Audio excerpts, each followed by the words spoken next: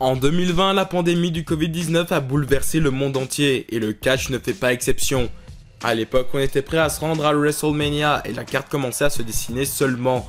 Toute la situation a tout changé. En effet, plus de public dans les arènes, mais surtout des changements de plan. Avec certains catcheurs qui avaient contracté le virus. De nombreuses choses auraient été différentes de nos jours si le Covid-19 n'avait jamais eu lieu. Et c'est ce qu'on va voir aujourd'hui. Bon, notre première vague de changement va s'opérer à WrestleMania. En effet, WrestleMania 36, sans le Covid, il est avec du public. Mais en plus de ça, il est en une seule nuit, pas deux. Ouais, c'était prévu comme ça et la WWE l'a fait en 2 nuits pour se faire pardonner auprès des fans. Donc la carte aurait été assez différente. Déjà, je vais me calquer sur la carte de WrestleMania 35 pour faire celle de 36. Il y avait donc 16 matchs, dont 4 en pré-show. C'est énorme, mais c'est faisable. Les premiers matchs déjà, il y a du changement. Les Battle Royale avaient été annulés pour ne pas mettre trop de personnes au même endroit au même moment. Sauf qu'ici, elles ont lieu. Et pour les gagnants, vu comment ils l'ont book le reste de l'année, je pense que Otis aurait pu l'emporter. Et du côté des femmes, c'est déjà plus compliqué, mais donnons la victoire à Mandy Rose. Comme ça, le couple a les 2 statuts. Sami Zayn contre Daniel Bryan aurait été dans le pré-show, et c'est une victoire de Sami Zayn. Et pour lui, il va y avoir du changement. En effet, dans notre réalité, Sami s'est éloigné quelque temps des rings par peur du virus. Donc son titre est devenu vacant. Quand il est revenu, il a eu une storyline assez intéressante face à Jeff Hardy et AJ Styles. C'est aussi suite à ça qu'il a commencé à dire qu'il y avait des conspirations. Bah ici, rien de tout ça. Pas de Sami Zayn conspirationniste. Alexa Bliss et Nikki Cross contre les Kabuki Warriors, bah ce match a lieu dans le kick-off. Et avec les matchs non tournés dans le désordre pour le montage qu'on souhaite, Brock Lesnar aurait eu la flemme de rester jusque dans le main event comme l'année précédente. Donc Lesnar-McIntyre aurait été l'opener, avec une victoire de Drew qui s'élève face à un public. La WWE comptait également construire un Fatal 4-Way pour le titre des États-Unis. Andrade devait le défendre face à Rey Mysterio, sauf que Rey a dû s'écarter à cause du Covid. Bah ici on a le Fatal 4-Way avec un Andrade très puissant qui conserve son titre. Pour les Street Profits, ils viennent à bout des Viking Riders. Becky Lynch, comme dans notre réalité, bat Shayna Baszler. Le Tag Team Ladder Match est bien un Tag Team Ladder Match et non pas un Triple Threat Ladder Match car The Miz n'a pas le Covid et c'est donc une victoire de Miz et Morrison. Edge bat toujours Randy Orton, Kevin Owens bat toujours Seth Rollins et Undertaker par contre bat AJ Styles dans un match traditionnel et d'ailleurs il revient bien en tant que Phenom. Cena Fiend c'est également un match simple remporté par The Fiend. Charlotte bat Rhea Ripley et ici là c'est la cata. En 2020, la WWE avait la storyline entre Bobby Lashley et Lana qui affrontaient Rusev et apparemment ils devaient faire un mixed tag team match où la partenaire Rusev aurait été Liv Morgan. Le match féminin de SmackDown aurait eu Dana Brooke en plus, car après elle a eu le Covid donc elle n'a pas pu participer. Il y a quelques changements mineurs comme l'endroit de WrestleMania. En effet, la WWE avait déboursé beaucoup pour le décor de Mania 36 qui n'avait pas pu voir le jour. Raison pour laquelle les directions artistiques de 36 et 37 sont les mêmes. Et de base, 37 devait avoir lieu au SoFi Stadium, soit le stade où a eu lieu WrestleMania 39. Seulement, ils ont préféré un petit stade à cause des résidus du Covid. Bref, dans mon SI, WrestleMania 37, c'est WrestleMania Hollywood et c'est au SoFi Stadium. Donc voilà, là c'est WrestleMania 37. Faut vous le mettre dans l'esprit. Et aussi à cause du Covid, la WWE a renvoyé énormément de superstars en 2020 et 2021. Alors certes, certains auraient fini par perdre leur emploi, mais ils auraient été beaucoup moins, et surtout des top stars. Je pense que Rusev, les Good Brothers, et bien d'autres plus tard n'auraient pas perdu leur job, comme Braun Strowman ou encore Bray Wyatt. Et je pense que Heath Slater et Zack Ryder seraient restés là-bas aussi. Parce que c'était des bons petits soldats habitués à survivre à ce genre de vague de licenciements. Bref, parlons du main event. Désolé Braun Strowman, mais tu n'aurais pas remporté de titre mondial.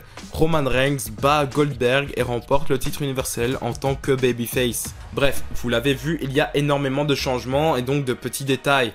Donc je vais continuer en ne me concentrant que sur les gros événements, comme Roman Reigns qui est le champion en face. Notre prochain stop s'effectue à Money in the Bank, si ça se déroule dans un match classique déjà. Et comme dans la vraie vie pour les femmes, c'est bien Asuka qui l'emporte avec le titre à l'intérieur car Becky est toujours enceinte. Pour les hommes, je ne pense pas que Otis aurait été l'élu, mais qui aurait pu remporter le Money in the Bank en 2020 ? Maintenant que j'y pense, Retribution n'aurait certainement jamais vu le jour, voilà. Mais oui, pour moi, c'est King Corbin, le gagnant. Oui, je suis sûr que la WWE ne serait pas allée à fond avec Otis, parce que là, en fait, comme c'était le Covid, elle se permettait de faire des petits tests et tchac. Mais non. Ici, elle continuait de miser sur Corbin, parce que Baron Corbin, c'est toujours une personne sur qui la WWE a un petit peu misé. Sauf qu'en 2017, ben, ça s'est pas trop foiré, sauf que là, on est 3 ans plus tard, et on sent que le mec pèse déjà un petit peu plus dans l'estime des bookers. Même s'il ne fera jamais rien de bien exceptionnel, hein.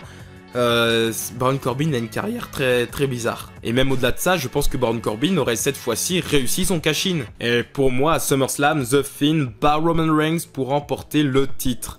Les deux rivalisent, culminant dans un match à Hell in a Cell où Corbin cash-in pendant le match et fait le tomber sur Reigns. Ça aurait été une manière de mettre un règne au Fiend sans qu'il ne prenne le tombé en perdant son titre. Et d'ailleurs au Survivor Series, Drew McIntyre bat Baron Corbin. Et finalement, Roman Reigns récupère le titre universel en fin d'année pour pouvoir faire le match Spear vs Spear à WrestleMania 37. Oui, déjà qu'il venait de le faire, le Spear vs Spear avec Goldberg, mais là il enchaîne avec Edge. Et si vous avez suivi, c'est donc pour ça qu'il y a le design 39. Voilà. Et Edge aurait donc fait un heel turn à ce moment-là. Et comme le règne de Roman Reigns n'est pas aussi sacré, Edge bat Roman Reigns dans le main event de WrestleMania. Et donc il aurait eu un règne de champion universel en heel où il affronte des AJ Styles, John Cena et même Brock Lesnar. Mais Edge aurait eu un très beau dernier run en tant que champion du monde, voilà. Passant même de Raw à SmackDown. Tac tac. Et c'est Big E qui aurait mis un terme au règne de la terreur de Edge avec son cash-in. Big E serait resté champion jusqu'à Elimination Chamber où Seth Rollins serait ressorti champion. Roman Reigns aurait remporté le Royal Rumble et le main event de WrestleMania 38 et Seth Rollins contre Roman Reigns. Big E n'aurait pas été blessé et le grand retour de Cody aurait été face à AJ Styles. De l'autre côté, Bobby Lashley aurait perdu son titre WWE face à Brock Lesnar. Cody se blesse quand même, Orton aussi, et Theory aurait quand même remporté la mallette. Sauf qu'ici, il ne doit pas absolument être hyper crédible pour détrôner le Tribal Chief. Non, il cash-in à SummerSlam dans le clash entre Bobby Lashley, Brock Lesnar, Drew McIntyre et Edge. Ouais, gros Fatal 4-Way, ouais. Theory cash-in sur McIntyre, qui vient de remporter le titre dans le 4-Way infernal, et devient ainsi le plus jeune champion du monde de l'histoire, faisant tomber le record d'Orton. Seulement, ce sera de courte durée, car Drew McIntyre bat Austin Theory à Clash at the Castle en face de son public. Suite à ça, Theory pète un câble comme dans la vraie vie, et finit par remporter le titre US, comme dans la vraie vie. Bref, le titre Universal, c'est Seth Rollins qui finit l'année avec. Et on se dirige vers WrestleMania 39, qui aurait donc ce logo là, car on irait à 39, à Las Vegas. Ouais, tout est chamboulé. Et oui, Cody fait son retour et remporte le Rumble 2023 pour défier le champion Universal, Seth Rollins. Ouais, tout est spécial, hein.